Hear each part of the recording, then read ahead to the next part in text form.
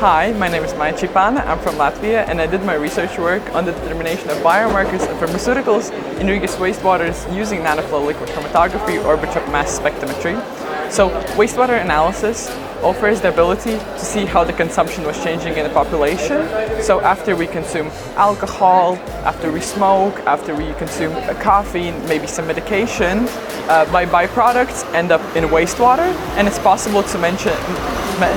measure the concentration of these products in our wastewater, and by that measure the consumption of them. So if it's possible to see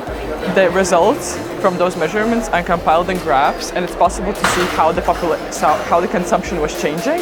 and also with the population biomarker here, the population size overall is measured, so it's possible to compare how the overall population size was changing and how the consumption of these substances was changing. So if the changes are happening the same way, so for example both decreasing, it's assumed that the change happened due to population size. So a smaller population consumes less, but if the change is different, for example, if population size is getting smaller, but the consumption of something is getting bigger, so the concentration is getting bigger, it's assumed that there was increased consumption, for example, because of illness or other reasons. So for example, here it's gabapentin, which is a medication, so maybe more people getting sick. And